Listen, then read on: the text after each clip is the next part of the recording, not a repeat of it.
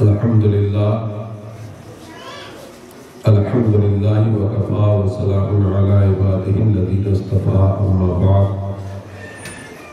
اعوذ باللہ من الشیطان الرجیم بسم اللہ الرحمن الرحیم واصبر نفسک مع الذین یدعون ربهم بالغداۃ والعشی ویریدون وجہہ صدق اللہ العلی العظیم۔ علماء ذوی الاحترام،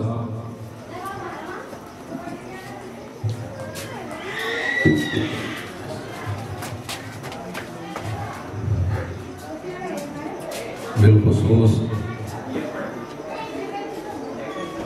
استاذ الاساتذہ، استاذ الکریم،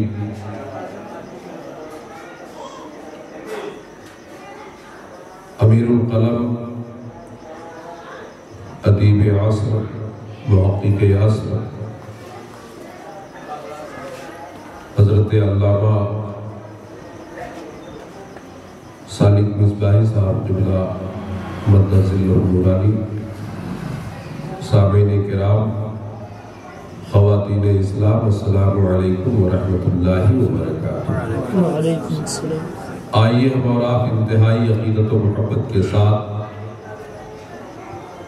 اپنی اور ساری کائنات کے مرکز عقیدت جناب احمد مصطفیٰ محمد مصطفیٰ صلی اللہ علیہ وسلم کی بارگاہ بقدس پناہ درود شریف کا نذرانِ عقیدت پیش کریں اور پڑھیں اللہم صلی علی سیدنا و شفیعنا و حبیبنا مولانا محمد معدن الجود والکرم وآلہ کرام اجمعین۔ یہ ہماری اور آپ کی خوش بختی ہے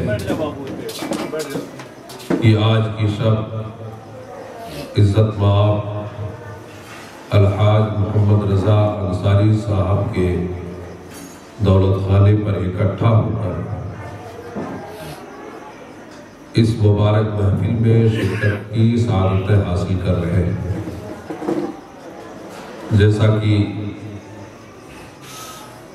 آپ نے سماعت کیا کہ آج کی یہ محفل بچے کے عقیقہ کی مناسبت سے منعقد کی گئی ہے، یعنی محترم پرویز انصاری صاحب کے صاحبزادے محمد حسنین صلی اللہ علیہ وسلم کا کل آنے والی تاریخ میں عقیقہ ہوگا۔ یہ ہم سب کے لیے بڑی مسرت کی بات ہے۔ ہم سب دعا کریں کہ مولا تعالیٰ عزیزم محمد حسنین صلی اللہ علیہ وسلم کی عمر میں برکتیں عطا فرمائے اور صحت و سلامتی عطا فرمائے۔ حضرات، میں تھوڑی دیر کے لیے حاضر ہوا۔ حضرت امیر القلم کے حکم پر، ورنہ میرا اپنا مجاز ہے کہ جس اسٹیج پر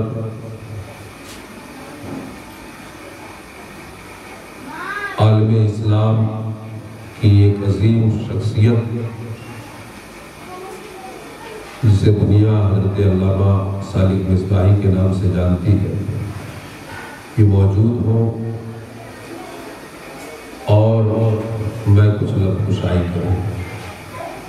ان کی کرم فرمائی ہے اور انہی کی تربیت، بلکہ میں تو بغیر مبالغہ کہتا ہوں، انہی کی ذرہ نوازی، انہی کی نوازش اور آپ کی کاوش کہ آج اللہ رب العزت نے اس مقام پر مجھے بھی فائز فرمایا کہ میں قوم سے کچھ گفتگو کر لیتا، چونکہ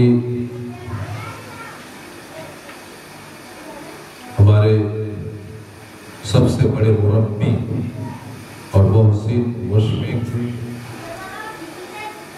حضرت علامہ صالح مصباحی کی ذات ہے، جو میں جانتا ہوں یہ حضرت کی شفقت ہے اور ان کی رہنمائی آج بھی ہر موڑ پر، ہر موقع پر آپ میری رہنمائی کرتے ہیں اور آپ کے نقش قدم پر چلتے ہوئے آپ کی رہنمائی پر دینی خدمات کو انجام دے رہے ہیں۔ ایک اٹوٹ رشتہ ہے، روحانی اور قلبی۔ یہی وجہ ہے کہ حضرت علامہ صالح مصباحی کی جب آمد ہوتی ہے مہاراج جن کی سرزمین پر، تو جامعہ کاملیہ مفتاح العلوم میں اپنا پورا وقت دے کر کے صرف میری ہی نہیں بلکہ تمام اساتذہ کی آپ رہنمائی کرتے ہیں اور آئندہ مستقبل میں دینی خدمات کس طرح سے کیا جائے اس کا لائحہ عمل تیار کرتے ہیں اور آپ کے ڈائریکشن اور آپ کے ارشادات کے مطابق جامعہ کاملیہ مفتاح العلوم روز بروز ترقی کر رہا ہے۔ ان کی عدم موجودگی میں ہمارے کرم فرما محترم عزت باب الحاج ماسٹر محمد رضا انصاری صاحب بھی اپنا قیمتی وقت جامعہ کاملیہ اہل سنت مفتاح العلوم میں دیتے ہیں اور اپنے علمی لیاقت کے ذریعے ہمارے اساتذہ کی رہنمائی کرتے ہیں۔ یہ میں کوئی تعریفی کلمات نہیں کہہ رہا ہوں بلکہ یہ سچائی ہے، اور سچائی کو بیان کر دینا یہ ضروری ہوتا ہے تاکہ ہم سب اس سے درس حاصل کریں، عبرت حاصل کریں۔ حضرت علامہ صالح مصباحی صاحب نے کی کرم نوازی اور ان کی دعائیں شامل حال نہیں کہ مجھ جیسے ناچیز کو اللہ رب العزت نے اپنی بارگاہ میں بلایا اور تاجدار کونین صلی اللہ علیہ وسلم نے اپنی بارگاہ میں بلا کر کے جنت کی ضمانت دی، اور یہ میرے لیے بڑی خوشی کی بات تھی حضرت علامہ صالح مصباحی کی موجودگی میں ان کے دستے حق پرست سے الوداعیہ پروگرام ہوا اور ان کے دستے حق پرست میں گرپوشی کا پروگرام ہوا کاملیہ جامع مسجد میں۔ تو یہ ہو ہی نہیں سکتا ہے کہ آپ نے اپنے دعاؤں اور اپنی کرم نوازی کے ذریعے جو حوصلہ افزائی کی، تو سفر عمرہ میں ہر مقدس مقامات پہ ہم نے یاد کیا، یہاں تک کہ غلاف کعبہ پکڑ کر کے ہم نے دعائیں کی تمام عالم اسلام کے لیے، عمومی طور پر بھی اور خصوصی طور پر بھی۔ یہ آپ حضرات کی دعاؤں کا ثمرہ رہا، آپ حضرات کی محبتوں کی دین ہے کہ اللہ رب العزت نے مجھے یہ اعزاز بخشا کہ زیارت حرمین شریفین کر کے واپس ہوں۔ یقیناً جملوں میں، لفظوں میں بیان نہیں کیا جا سکتا ہے، اور آج کی اس محفل میں اللہ کے وہ بندے موجود ہیں جو اس زیارت سے واپس ہوئے، زیارت کر کے محبوبات کی ایک بڑی ہی مخلص شخصیت عالی جناب الحاج ماسٹر محمد نیاز احمد صاحب، الحمدللہ آپ نے بھی جب خبر سنی تو باضابطہ طور پہ آپ نے فون پر مبارکبادی پیش کی محبتوں سے نوازا. یہ کئی سال پہلے واپس ہوئے اور ہمارے کرم فرما الحاج ماسٹر محمد رضا صاحب ایک مرتبہ نہیں بلکہ 2 مرتبہ آپ زیارت سے مشرف ہوئے. یہ بڑی سعادت مندی ہے، خوش نصیبی ہے کہ اللہ رب العزت جو اپنی بارگاہ میں اپنے بندوں کو بلاتا ہے اور وہ بڑے مبارکباد کے قابل ہے جو اس بارگاہ تک پہنچتے ہیں. اللہ کی بارگاہ میں دعا ہے مولا تمام مسلمانان عالم کو اپنے گھر کی زیارت نصیب فرمائے اور اپنے محبوب کے دیار اپنے محبوب کے روضہ انور کی زیارت نصیب فرمائے. حضرات، یقیناً میں اپنے قسمت پر بہت نازا ہوا جب مکہ المکرمہ پہنچا اور نماز تہجد اور نماز فجر کی ادائیگی کے بعد میں نے جب پہلی مرتبہ اللہ کے اس مقدس اور عظیم گھر پر نگاہ ڈالا جہاں پر اللہ رب العزت نے برکتیں اور رحمتیں رکھی ہیں، تو یقیناً بیان سے باہر ہے بات. میں ہی نہیں بلکہ جو بھی اللہ کے محبوب بندے وہاں پہنچتے ہیں، عاشقان رسول پہنچتے ہیں، تو ان کے دل کی کیفیت ایسی ہو جاتی ہے جس کی مثال نہیں دی جا سکتی. خانہ کعبہ پر جب نگاہ پڑتی ہے تو بندہ اپنے آپ کو بھول بیٹھتا ہے، نہ اس کے اندر میں باقی رہتی ہے نہ ہم باقی رہتے ہیں، اور اللہ کے انوار و تجلیات سے وہ بالکل فیضیاب ہوتا ہے. یہ کوئی مبالغہ آرائی نہیں ہے بلکہ میں تو کچھ نہیں کہہ رہا ہوں کہ اللہ کی رحمتوں اور برکتیں کس قدر وہاں نازل ہوتی ہیں اور بندہ کس طریقے سے اللہ کی رحمتیں اور برکتوں میں کی موسلا دھار بارش میں نہاتا ہے. یہ وہی بتا سکتا ہے جو اس بارگاہ سے واپس ہوا حاضری دے کر کے، اور کما حق وہ بتا بھی نہیں سکتا. وہاں کے انوار و تجلیات اور اللہ کی رحمتوں کے بارے میں وہ اپنے جملوں میں نہیں بیان کر سکتا. خانہ کعبہ کی مثال ایسی ہی ہے، حالانکہ یہ مثال نہیں دی جا سکتی، جیسے مغناطیس ہوتا ہے کہ تمام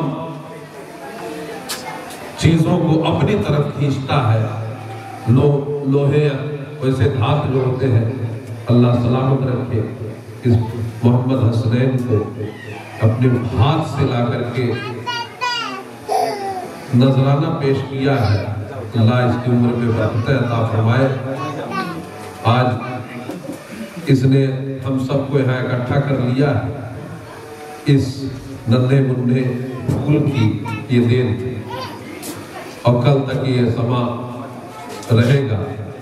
تو میں عرض یہ کر رہا تھا، بس یہی جان لیں کہ اگر خانہ کعبہ میں نے اپنی آنکھوں سے کعبہ کا جلال دیکھا تو مدینے میں حاضر ہو کر کے گنبد خضرا کا جمال دیکھا، اور مدینہ منورہ میں حاضری دینے کے بعد یقیناً یہ کہنا پڑ گیا کہ ان کے طفیل حج بھی خدا نے کرا دیے، اصل مراد حاضری اس پاک بیان سے باہر ہے. وہ کیفیت، وہ کیف و سرور جو بندے کو حاصل ہوتا ہے. یہ ہمارے حاجی صاحب تو یہ بیان کرتے رہتے تھے اکثر، جبکہ کوئی ارادہ نہ تھا، لیکن جب کوئی بیان کرتا ہے تو ارادہ بنتا ہے ہر بندے کو. اکثر وہاں کے نقشے کھینچ کر کے رکھتے تھے. تو کچھ تو پڑھ کر کے ہم علماء سمجھے اور معلوم کیے، اور کچھ تو بتانے سے، مگر سب ادھورا تھا، سب ادھورا رہتا ہے. کوئی بیان نہیں کر سکتا ہے، کوئی نقشہ کھینچ کر کے رکھے تو بھی نہیں بیان کر سکتا، بتا سکتا ہے. جب بندہ وہاں حاضر ہوتا ہے تو اسے سمجھ میں آتا ہے کہ مکہ کیا ہے اور مدینہ کیا ہے. وقت کی تنگی ہے ورنہ میں روزات سفر کو بیان کر رہا ہوں. ہاں یہی چیز لے کر کے حاضر ہوا کہ اللہ تبارک و تعالی ہم سب کو پھر سے مدینے کی حاضری نصیب فرمائے. یاد رکھیں وہ حدیث آپ کو یاد ہو. تاجدار کونین صلی اللہ علیہ وسلم ایک مرتبہ صحابہ میں اعلان فرمایا کہ اے میرے صحابہ آج جو مجھ سے مصافحہ کر لے گا وہ جنتی ہے. بے شک. اب صحابہ پروانے کی طرح دیوانوں کی طرح سرکار سے مصافحے کرنے لگے. سرکار نے اعلان فرما دیا.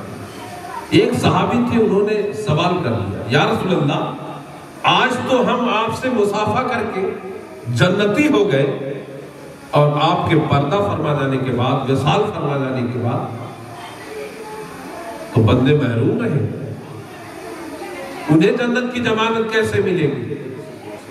تو تاجدار کونین صلی اللہ علیہ وسلم نے فرمایا اے میرے صحابہ سن لو رہتی دنیا تک میرے چاہنے والے میرے امتی اگر وہ ضمانت کی سند لینا چاہے تو من زارا قبری وجبت لہو شفاعت. آپ نے یہ جملہ ارشاد فرمایا کہ جو میرے قبر کی زیارت کر لے گا اس پر میری شفاعت ہے وہ جنتی ہے. وہ جنتی ہے. حضرات دیار حبیب حبیب گردگار صلی اللہ علیہ وسلم کا کچھ اور ہی سما. میں بہت سی باتوں پر غور کرتا تھا. میں بڑی جرات کے ساتھ استاذ کریم حضرت علامہ صالح مصباحی کے سامنے گفتگو کر رہا ہوں. میں سب سے زیادہ اس بات پر غور کیا اور بڑا تعجب ہوا اور یقیناً کبھی کبھار ہم یہاں بولتے رہتے ہیں اپنے گفتگو میں کہ بندہ نماز میں اگر ہوتا ہے جیسے کچھ پڑھے لکھے جاہل لوگوں نے یہ بات کہہ دی کہ نبی کا خیال آ جائے تو نماز فاسد ہو جاتی ہے تو ہم اس کے جواب میں یہی کہتے ہیں کہ فاسد نہیں اس نماز کی معراج ہو جاتی ہے. اس نماز کی معراج ہو جاتی ہے جس میں تاجدار کونین صلی اللہ علیہ وسلم کا خیال آ جائے. تو ابھی تو ہم کتابوں میں پڑھ کر کے یہ بات کہتے تھے اور وہ نماز ہی نہیں جس میں نبی کا خیال نہ آئے. اور یہاں تک چیلنج کرتے تھے کہ نماز اس طرح پڑھو سر جھکے خدا کی بارگاہ میں دل جھکے مصطفیٰ کی بارگاہ میں. یہاں تک کہہ دیتے تھے. تو کبھی کبھار یہ ہوتا تھا کہ کہیں ہم بہت زیادہ تو نہیں بول دیے. نماز ایک اہم العبادت ہے اور اللہ کے لیے. نماز میں جب بندہ کھڑا ہوتا ہے قیام کر نماز میں جب نماز کی حالت میں ہوتا ہے تو اللہ سے ہم کلامی کرتا ہے. نماز ایک ایسی عبادت ہے اور اللہ کا قرب حاصل کرنے کے لیے میرے آقا صلی اللہ علیہ وسلم نے فرمایا کہ نماز اور قرآن کی تلاوت یہ دو ایسی عبادتیں ہیں کہ جب کثرت کے ساتھ بندہ اس پر عمل پیرا رہتا ہے تو اللہ کا قرب حاصل کر لیتا ہے. اللہ کا قرب حاصل کرنے کا سب سے اہم ذریعہ ہے نماز اور تلاوت قرآن. تو میں جب مدینے میں حاضر رہا مکے میں تھا مطاف ہوئے تو بھی یہ کیفیت میں نے دیکھی. خانہ کعبہ کو چومنے کے لیے نہیں لوگ دوڑتے تھے. خانہ کعبہ تو 40 ہمارے سمجھ سے اب ماشاء صاحب بتائیں گے اب وہاں تو ناپنے اتنی اس کی لمبائی چوڑائی. تو میں نے اپنی آنکھوں سے دیکھا خانہ کعبہ کی دیوار بلا شبہ منتظم سے چمٹ کر کے اگر کوئی बारगाह इलाही में दुआ करता है तो मेरे आका फरमाते हैं उसकी दुआ कबूल हो जाती है। कहीं से भी जगह ना मिले तो कहीं से भी चिमट जाए, लेकिन मुल्तजिम के लिए तो खास, लेकिन वहां तो सब चिमटे हुए रहते थे। मगर मैंने देखा कि अल्लाह के बंदे आशिकाने रसूल अगर किसी चीज पर टूटते थे, दीवाना वार बढ़ते थे, तो वो हजरे अस्वद, हजरे अस्वद। क्यों? काबा तो अल्लाह का घर है, कहीं भी चूम, वो अल्लाह का घर है, कहीं भी चूम लेते। लेकिन नहीं, वहां भी इश्क सर चढ़ करके बोलता है कि बिला शुबहा ये काबा है, मगर ये जो पत्थर है इसको मेरे आका ने चूमा है, इसलिए हम इसे चूमेंगे। इसलिए दौड़ करते, और दौड़ने का आलम तो ये था, हर वक्त तो वहां जंग चलती ही रहती है, मगर जब नमाज का वक्त हो जाता था तो जाहिर सी बात है उस वक्त तवाफ रुक जाता है। कुछ लोग तो जो आशिकाने रसूल होते थे वो कोशिश ये करते थे कि हम बिल्कुल हजरे अस्वद के सामने करीब में नमाज पढ़ें, ताकि जो ही इमाम सलाम फेरे तो हम पहुंच करके बोसा लेंगे। मैं देखता रहता था और अल्लाह के करम से मैंने भी 2 मरतबा बोसा लिया, बड़ी जिहाद, कई एक मरतबा तो मैं दूर फेंक दिया गया, क्योंकि हमसे भी कद्दो कामत में इंसान दुनिया में है जिनके हाथ को आप बर्दाश्त नहीं कर सकते अगर वो आपके कंधे पे रख दे, और ऐसा मामला हुआ। अर्ज ये करना है कि मक्के में जो दीवानगी हजरे अस्वद की तरफ थी वो क्यों? वो भी इश्क रसूल की बुनियाद पर, मोहब्बत रसूल की बुनियाद पर। लम्हाए मुबारक लगे हैं मेरे आका को, इसलिए हम भी चूमेंगे दीवाना वार। और यहां तक कि अभी इमाम दाहिने तरफ सलाम फेरा, बाएं तरफ पूरा ना हुआ, दौड़ पड़े। सुन्नत नफल कहां रह गई? वहां। तो मैं सोचा हो सकता है ये खाने खुदा है, यही ये दीवानगी है हजरत। जी। मैंने ये सोचा कि ये खाने खुदा है, यही ये दीवानगी हो, और हजरे अस्वद है, जन्नती पत्थर है। मगर जब मैं मदीने में पहुंचा और जब मदीना मुनव्वरा मस्जिद नबवी में नमाज के लिए हाजिर होता रहा, मैंने हर नमाज में देखा, मैंने सोचा यहाँ तो भाई क्या बात है, यहाँ तो ना हजरे अस्वद है, ना हतीम है, ना मकाम इब्राहिम है, यहाँ तो मेरे आका है। मगर मदीना मुनव्वरा में जब 5 वक्ता नमाज फर्ज की अदायगी के बाद इमाम जब सलाम फेरता था तो वहां तो लोग करीब से रहते थे तो दौड़ जाते थे करीब, मगर मैंने मस्जिद नबवी में देखा उसके सहन में कि अभी इमाम दाहिने तरफ सलाम फेरा और बायां अभी मुकम्मल नहीं हुआ कि दीवाने जहां होते थे वहां से इस कदर दौड़ते थे जैसे कोई भगदड़ मची हुई, जैसे कोई हादसा हो गया। कई एक बार तो हम भी दौड़े। वहां मैंने ये गौर किया, यार मस्जिद नबवी में एक नेकी, एक रकात का सवाब 50 रकात, तो ज्यादा से ज्यादा नमाज पढ़नी है, और सुनन नवाफिल क्यों छोड़े? 50,000 जो पढ़ना 50,000, तो सुनन नवाफिल क्यों छोड़े? मैं तो ये नहीं कहता कि वो बाद में नहीं पढ़ते रहे होंगे, तो मैं नहीं चैलेंज के साथ कहता, मगर मैंने वहां देखा कि अभी इमाम सलाम मुकम्मल नहीं किया बाएं जानिब कि दीवाने सुनन नवाफिल कहां रख के भागते हुए बारगाह रिसालत में हाजिर होते थे कि मैं सोचता रह जाता था।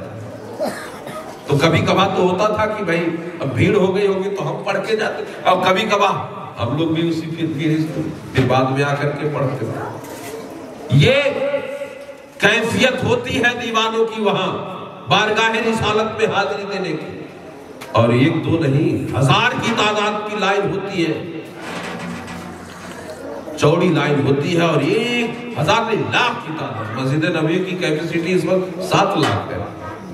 تو حج میں تو بھائی جگہ نہیں ملتی ہوگی میں یہ کہوں گا، لیکن عمرے میں بھی مسجد نبوی بھری رہتی ہے. اس کا اندازہ لگایا ہے. لاکھوں کی تعداد اور ہر رنگ کے پھول آپ کو ملے گے پوری دنیا سے. وہ شاقان رسول کشا کشا کھینچ کر کے جب وہاں پہنچتے ہیں تو ان کی دیوانگی ایسی بڑھ جاتی ہے کہ میں نے بتایا کہ حرمین شریفین میں بندے کی کیفیت ذہنی اور دلی کیفیت بالکل بدل جاتی ہے. وہاں بندہ اپنے آپ کو کھو دیتا ہے. ہاں شرط یہ ہے کہ اس کے دل میں عشق رسول، محبت رسول. مگر یہاں جو جن کو یہ لگتا ہے کہ محبت رسول ان کے دلوں میں نہیں ہے، کہ اگر اور صلاۃ و سلام پڑھنے کے لیے بھاگتے ہیں اور کچھ نہیں، اور نماز نہیں پڑھنا رہتا ہے، صلاۃ و سلام کا نذرانہ پیش کرنے کے لیے ہر زبان میں جس زبان کے جو جاننے والے ہوتے ہیں، جن کی جو زبان ہوتی ہے، صلاۃ و سلام پیش کرتے ہیں بارگاہ رسالت. صلاۃ و سلام وہاں مشہور بھی ہے، سلام پیش کرنا. سلام پیش کہاں جانے، سلام پیش کرنا، سلام. یہی وجہ ہے کہ ہم یہاں اہل سنت والجماعت کے علماء اپنے ہر پروگرام میں صلاۃ و سلام پیش کرتے ہیں. ایک طرح سے تو درود و سلام کی فضیلت علماء سے آپ سنتے ہیں کہ آپ کے نامہ اعمال میں ثواب لکھا جاتا ہے، اور دوسری طرف آپ کو پریکٹس بھی ہو جاتی ہے، مشق کہ بارگاہ رسالت میں جائیں تو اور ہر انداز کے سلام پڑھتے ہیں ہمارے علماء شورا. تو جس ہر انداز میں آپ پیش کریں، جتنا یاد ہو پیش کریں، اور یاد رہے گا تبھی آپ پیش کریں گے. ورنہ جن کو نہیں یاد ہے، بہت سے ملک والے آتے ہیں تو ایک مولوی ہوتا ہے پڑھنے والا، ان کے پیچھے 50 کتاب، جب وہ پڑھتا ہے تو پیچھے والے بھی پڑھتے ہیں. یہی حرمین شریفین کی حالت ہوتی ہے. یہی وجہ ہے کہ یہ محفلوں میں حاضر ہونا چاہیے اور سیکھنے کی کوشش کرنی چاہیے. ورنہ میں نہیں کہتا کہ حج قبول ہوا کہ نہیں ہوا، مگر وہ لطف نہیں آئے گا اگر علم نہیں ہوگا. علم کی ہر جگہ ضرورت پڑے گی. علم والے ہی وہاں لطف اٹھاتے ہیں. اب بارگاہ رسالت میں درود و سلام کا نذرانہ پیش کرنا ہے. اب درود یاد ہی نہیں رہے گا، سلام یاد ہی نہیں رہے گا، کیا کریں گے؟ اس لیے کم از کم اتنا تو یاد رہتے یا نبی سلام علیکہ یا رسول. مگر کچھ پڑھے لکھے لوگ بر صغیر میں انڈو پاک، میں انڈو پاک ہی کی بات کروں گا، اور بنگلہ دیش یہیں پر ہے فتویٰ بازی، چاہے جس جماعت کے ہو. تو کہیں گے نہیں یہ شرک ہے، بدعت ہے. ایسی محفلوں میں اگر آ گئے دعوت میں تو میلاد ختم ہونے سے پہلے ہی ان کے کہیں کنارے ہو جائیں گے، یا تو بیٹھے رہیں گے جب ہم صلاۃ و سلام پڑھتے ہیں. مگر میں نے اپنی آنکھوں سے دیکھا وہاں تو مجھے یہ اندازہ لگا کہ یہاں تو سب اپنی جماعت کے لوگ ہیں. مدینے میں یہاں تو سب اپنی جماعت کے ہیں. ہر کوئی بارگاہ رسالت میں حاضری دینے کے لیے تڑپتا ہے. ایسا نہیں کوئی پابندی ہو کہ ابھی گیٹ بند ہو جائے گا نہیں جا پائیں گے، یا نہیں میں آگے بڑھ جاؤں، پیش قدمی، میں پہلے پہنچ جاؤں بارگاہ رسالت. تو 24 گھنٹہ بارگاہ رسالت میں آپ حاضری دے سکتے ہیں. مگر دوڑنے کا مطلب کیا ہے؟ یہ عشق ہے، یہ محبت ہے، یہ جنون ہے، یہ دیوانگی ہے کہ لوگ دوڑتے جاتے ہیں، دوڑتے بھاگتے ہوئے جاتے ہیں. مگر میں نے وہاں یہ بھی دیکھا کہ جو یہاں کتراتے ہیں وہاں وہ سب سے تیز دوڑتے ہیں. جی بالکل، ماشاءاللہ. جو یہاں کتراتے ہیں وہاں سب سے تیز دوڑتے ہیں. اور یہ میرا آنکھوں دیکھا، بلکہ کہہ لیجئے حقیقی بات میں بتا رہا ہوں. چونکہ ہمارے ہمراہ جو کچھ افراد تھے کہ جو یہاں کبھی کبھار میں ان کو دیکھتا ہوں، حالانکہ یہاں بھی کھڑے ہو جاتے ہیں، پتہ نہیں چلتا کس محلے کے ہیں. ہمارے مینیجر صاحب بیٹھے ہوئے ہیں، معین الدین بھائی. تو یہاں تو دیکھا جاتا ہے کہ